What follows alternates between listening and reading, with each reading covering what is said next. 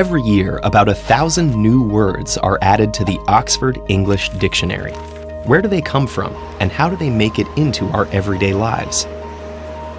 With over 170,000 words currently in use in the English language, it might seem we already have plenty.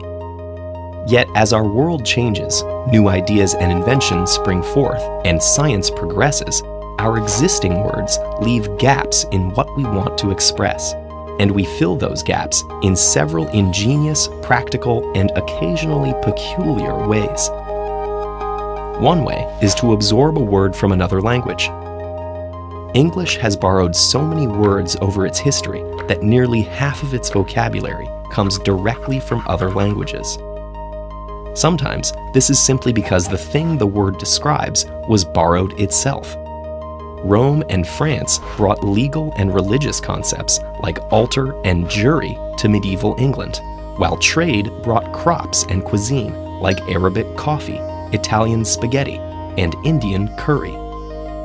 But sometimes another language has just the right word for a complex idea or emotion, like naivete, machismo, or schadenfreude.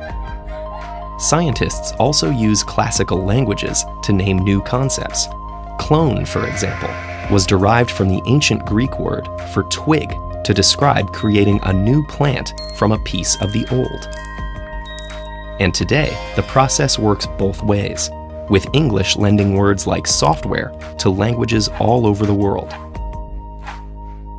Another popular way to fill a vocabulary gap is by combining existing words that each convey part of the new concept. This can be done by combining two whole words into a compound word, like airport or starfish, or by clipping and blending parts of words together, like spork, brunch, or internet. And unlike borrowings from other languages, these can often be understood the first time you hear them.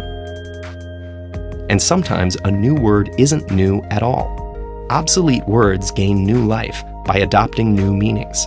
Villain originally meant a peasant farmer, but in a twist of aristocratic snobbery, came to mean someone not bound by the knightly code of chivalry, and therefore a bad person.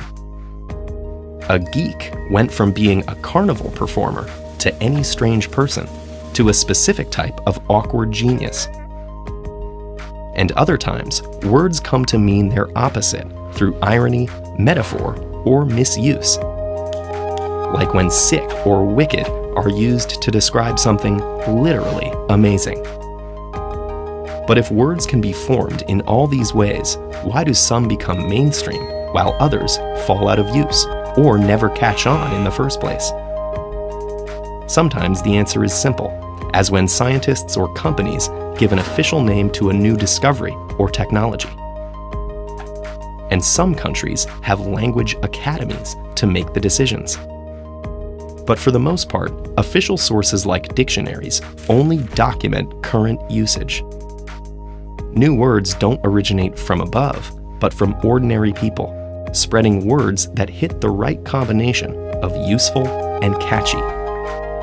Take the word meme, coined in the 1970s by sociobiologist Richard Dawkins from the ancient Greek for imitation. He used it to describe how ideas and symbols propagate through a culture like genes through a population.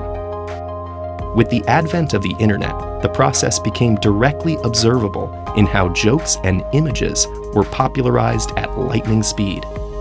And soon, the word came to refer to a certain kind of image.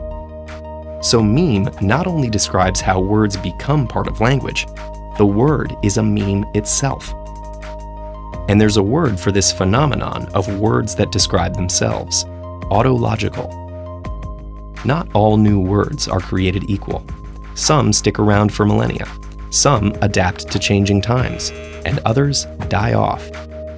Some relay information, some interpret it. But the way these words are created and the journey they take to become part of our speech tells us a lot about our world and how we communicate within it.